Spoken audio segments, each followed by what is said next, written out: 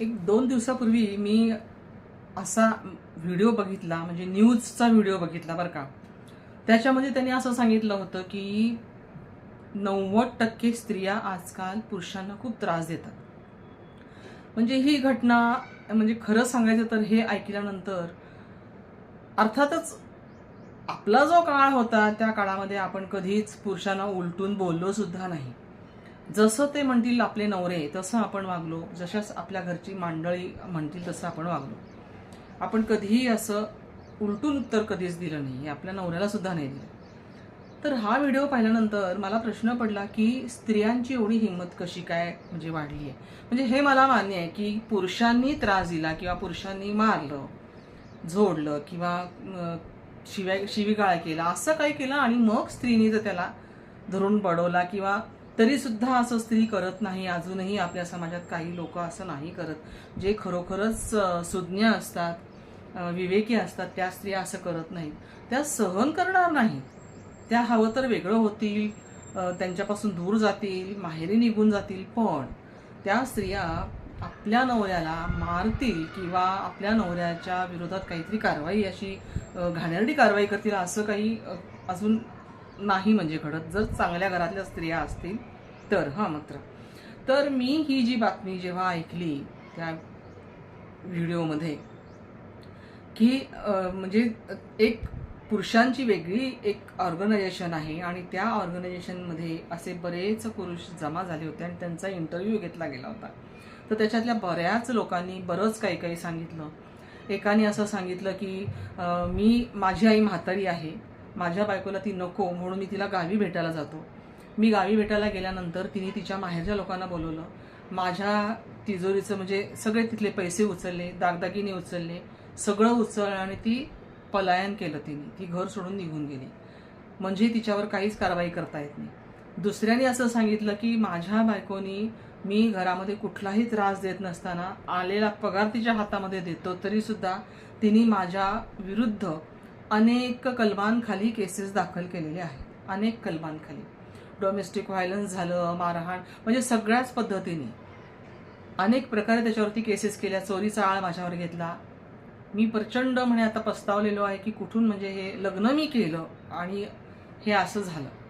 तर एकाने आणखीन असं सांगितलं की मी म्हणजे माझ्या बायकोच्या सोबत मला आता आज 12 वर्ष झाली राहतोय मी, मला 2 मुलं सुद्धा झालेली आहेत आणि 2 मुलं झाल्यानंतर माझ्या बायकोनी एकदम पवित्र बदलला.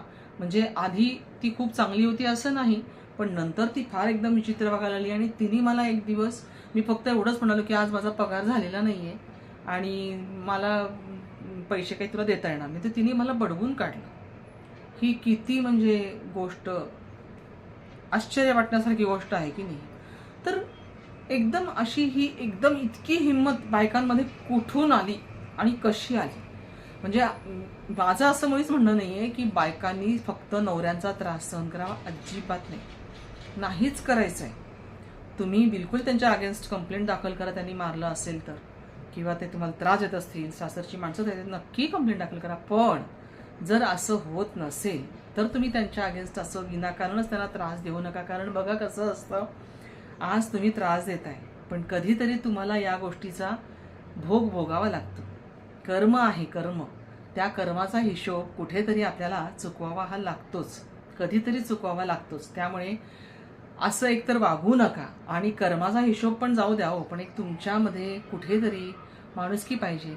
एकाने असं सांगितलं की माझी बायको मी कामावर आलो की मला खायला देत नाही, जेवायला देत नाही, मी जेवलो की नाही हे विचारत नाही, काहीच विचारत नाही, तिचं ती जाते आणि जाऊन झोपून जाते मुलांना घेऊन. म्हणजे खूप आश्चर्य वाटतं की कुठे गेला तो सती सावित्रीचा काळ, कुठे गेली ती सगळी पूर्वीची रया, असं वाटायला लागलं. भले तुम्ही आता वटसावित्री येते उद्या आणि असं काहीतरी ऐकायला मिळतंय म्हटल्यानंतर खूप विचित्र वाटलं मला की अशा बातम्या ऐकायला यायला नकोत. म्हणजे जितकं पुरुषांनी स्त्रियांना त्रास देऊ नये हे महत्त्वाचं आहे, तितकंच स्त्रियांनी सुद्धा पुरुषांना त्रास देऊ नये. आज जवळजवळ कालच्या व्हिडिओतनं मला हे कळलं की 90% पुरुष आज स्त्रियांच्या त्रासाला पीडित आहेत. स्त्रियांच्या त्रासाला पीडित आहेत. त्या पुरुषांनी काय करायचं? स्त्रियांना तरी माहेर असतं हो, पण पुरुषांना तर काहीच नसतं. कारण स्त्री म्हणते की तुझ्या आईवडिलांच्या सोबत मी राहणार नाही, म्हणजे ह्याच्या ऐवजी दुसरीकडे तिसरीकडे कुठेतरी राहत असतात. मग तो त्यांना जाऊन भेटणार, करणार आणि त्याच्या मागे हे काहीतरी उद्योग करणार आणि त्या सगळ्याला त्या मुलीचे आईवडील सामील असतात. हे आणखीन विशेष. म्हणजे ही खूप भयंकर गोष्ट आहे. म्हणजे आपल्या समाजात अशा गोष्टी घडत नाहीत म्हणून आपल्याला त्याचं वैषम्य वाटतं. वैषम्य ह्याचं वाटत नाही की स्त्री पुरुषाला मारते किंवा स्त्री पुरुषाला काहीतरी इजा करते किंवा त्याच्याशी वाईट वागते.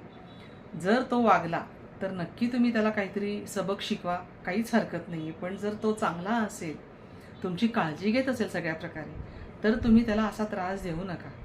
पूर्वीचा काळ असा होता की पती परमेश्वर मानणारा काळ होता. मी नाही म्हणत की तुम्ही पतीला परमेश्वर माना, त्याची रोज पूजा करा, असं नाही म्हणत मी. सत्यवानाचे प्राण सावित्रीने आणले. हो, हे का आणले? तर ती एक शेवटी पुण्यात्मा होती ती आणि तिच्यामध्ये तेवढी शक्ती निर्माण झाली होती. तिचं त्या सत्यवानावर प्रेम होतं. त्याचे प्राणसुद्धा तिने परत मागून आणले यमाकडून. कुठेही गोष्ट आणि कुठेही आजची कथा, या अशा प्रकारच्या कथा या खूप भयानक कथा आहेत आणि ह्या कथेला कुठेतरी वेगळीकडे वळण चाललेलं आहे. तर सांगणं एवढंच आहे की स्त्रियांना असं नका वागू. उद्या तुमची पण मुलं आहेत नाही का, त्यांची पण लग्न होणार आहेत. उद्या त्यांच्या मुलांना म्हणजे तुमच्या मुलांना तुमच्या सुनांनी जर असं छळलं, त्रास दिला, तर तुम्हाला काय वाटेल याचा फक्त थोडासा विचार करा. किंवा आत्ताच तुमच्या मुलांपर्यंत न जाता तुमचे भाऊ घरात आहेत, तुमची वहिनी आहे, भाऊजाई आहे घरामध्ये आणि ती जर तुमच्या आईशी असं, तुमच्या भावाशी जर असं वागेल, तर तुम्हाला काय वाटेल हा तुम्ही विचार करा. कारण ह्या सगळ्या गोष्टी खूप विचारात घेण्यासारख्या गोष्टी आहेत. जसं करावं तसं भरावं, ह्या ज्या पूर्वीच्या काळच्या म्हणी आहेत ना, त्या उगीच म्हणी नाही आहेत. म्हणजे स्त्रियांनी इतकं मोठं पाऊल पुढचं उचलायचं ही खूप चुकीची गोष्ट आहे. आधीच म्हटलं की जर पुरुषांनी त्रास दिला आणि स्त्रियांना ते सहन होत नाहीये आणि मग स्त्रिया त्यांना काहीतरी सबक शिकवत आहेत, तर इट्स ओके, मान्य आहे, काहीच हरकत नाहीये. पण तो पुरुष तुमचं सगळं करतोय, घरातलं ऐकतोय, तुमच्या मुलांची काळजी घेतोय, तुमची काळजी घेतोय, तुमच्या प्रत्येक गोष्टीचा तुमचा हट्ट सुद्धा तो पुरवतो आहे. मग तुम्ही त्याच्याशी असं का वागता आहात? कशासाठी वागतात? गरज आहे का? काहीच गरज नाहीये. उलट सुखी संसार तुम्हाला जेवढा आनंदाने करता येईल. अहो, आयुष्य किती आहे, काय आहे ह्याचा कोणालाच भरोसा नाहीये. किती आयुष्य आहे भरोसा नाहीये. आणि त्यामुळेच आपण जे वागतो ते योग्य वागतो का हे आपल्याच मनाला एकदा स्वतःला विचारून बघायचं आणि त्याप्रमाणे ठरवायचं की आपण आपल्या नवऱ्याशी जे काही वागतोय हे बरोबर आहे का. म्हणून काय म्हणलं मी आधीच, त्यांनी त्रास दिला, सततच छळतोय, सततच तुम्हाला मारतोय, मग देन इट्स ओके की तुम्ही त्याच्या विरोधात काहीतरी कारवाई करा किंवा तुम्ही पण तसंच करू शकता. अर्थात मी असं म्हणणार नाही, कारण ही शिकवण चांगली नाहीच आहे. तुम्ही त्या नवऱ्याला वेगळ्या पद्धतीने शिकवा किंवा तुम्ही त्याच्याबद्दल कंप्लेंट दाखल करा पोलिसामध्ये, असं सगळं करा. पण आजही आजच्या आपल्या समाजामध्ये स्त्री नवऱ्याला मारते असं नाही आहे उदाहरण, किंवा स्त्री नवऱ्याला इतकं छळते असं उदाहरण खरंच नाही आहे.